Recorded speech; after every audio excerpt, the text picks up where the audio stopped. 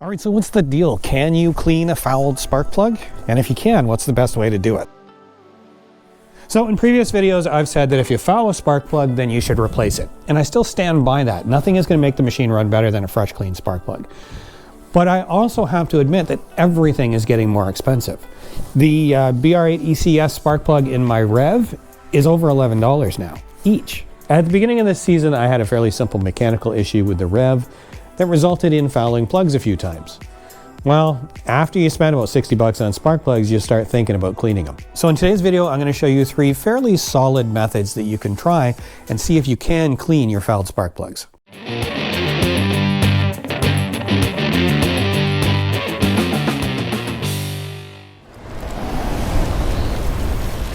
So like everything else, spark plugs are going up. And even though it's 10, 12 bucks, there's 2 of them in the machine, then you add tax on that, it starts to get expensive. Now, like my sleds, I'm old. And if I think back over all of the lawnmowers and chainsaws and weed whackers and blowers and outboards and motorcycles and four-wheelers and cars, I have never fouled a spark plug until I bought a snowmobile. So sleds are much more prone to foul spark plugs than a lot of other things with motors, and that's because of the conditions that they're run in. So low temperature operation and starting, high RPM, low speed running, richer conditions in starting, all make these machines prone to foul spark plugs. So if you're going to replace them that often, it does make sense to try and clean them. Now, first off, sometimes your plugs aren't like truly fouled. They just get wet with fuel and oil if the sled gets really flooded.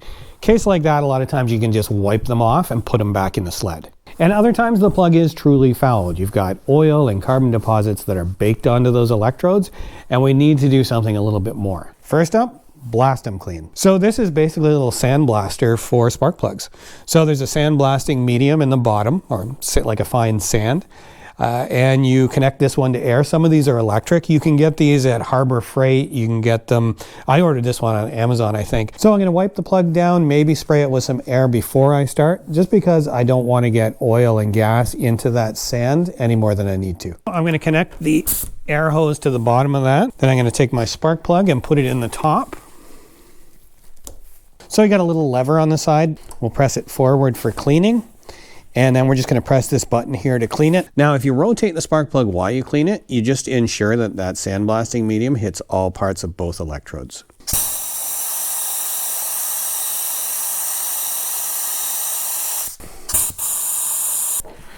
Okay, and we'll just blow it off with some air.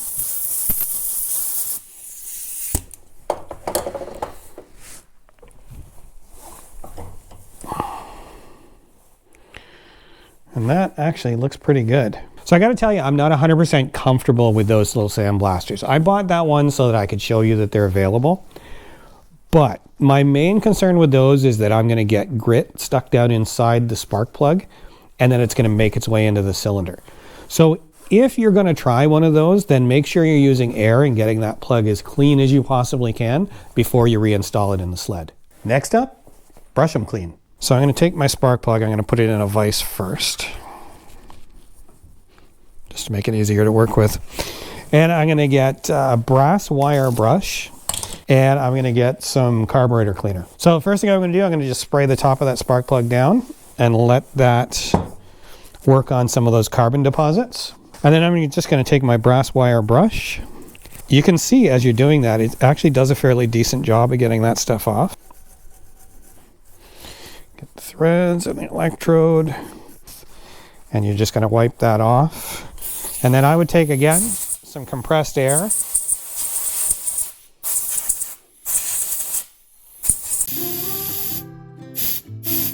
And that actually looks almost new. The problem with abrasive methods like wire brushes or sandblasting is you can damage the anti-corrosive coating on the spark plug. So most decent quality spark plugs have an anti-corrosive coating. It's trivalent chromate, and it's really, really thin, like microns thin. And when you wire brush it, you can actually expose it to corrosion. And I have one here that I wire brushed, and it's been sitting on my workbench for a while, and you can see that it's rusting. And none of these other spark plugs, half of them are a lot older than this one, none of them have any rust on them. If you're going to try the wire brush method, then get yourself a nice fine bristled brass wire brush.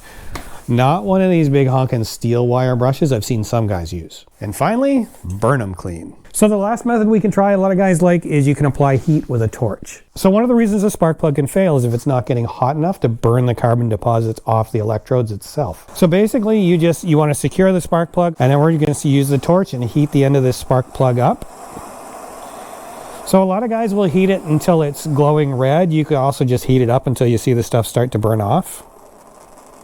So that actually did a pretty good job of getting the carbon off, and you'll find that most guys really swear by this method. So there you go, guys. That's 3 methods that you can use to clean spark plugs, and a lot of the time it'll get you up and running and back on the trail. I still do believe that when you foul plugs, you should put a fresh set of plugs in, and there's a couple of reasons for that. And no, guys, it's not a conspiracy of Big Spark Plug to make you buy more product. And as a matter of fact, I was kind of surprised.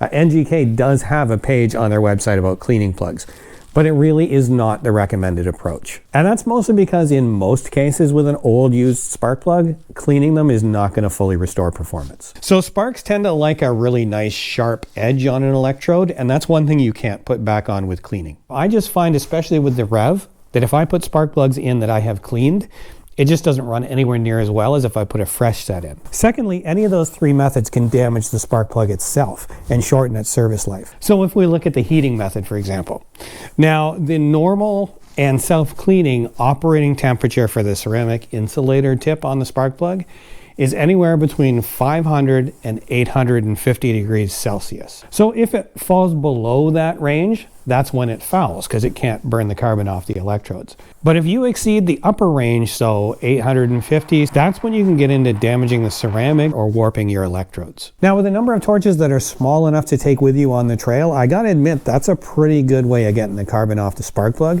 But theoretically, it can damage them. So just be careful how long and where you're applying the heat. If you clean spark plugs, you do run the risk of changing the gap on the plug. The gap is the distance the spark has to jump across. So that gap should be specified in your owner's manual. A lot of plugs come pre-gapped and you don't change them. But what you should do is just check the gap with a feeler gauge. Spark plugs also wear out over time, which is why I put a new set in every season, and your manual probably tells you to do the same. All right, guys, so there you go. There's 3 methods that I'm aware of for cleaning spark plugs. Of those 3, my preferred approach definitely is the carb cleaner and the brass wire brush. I just think it seems to get them really clean and has the least potential to damage the plug if you're careful. But as always, this channel is a great way for me to learn from you guys too. So let me know in the comments below, do you clean spark plugs? And if you do, which method do you use? So that's it for another video. Do me a favor, if you enjoyed it or you learned something, you found it useful, do me a favor, hit that thumbs up. If you haven't already, take a second and subscribe to the channel. If you click that little bell icon, you'll get notified when I post a new video. So until next time, I'm David Clark. Thanks for taking the time to watch.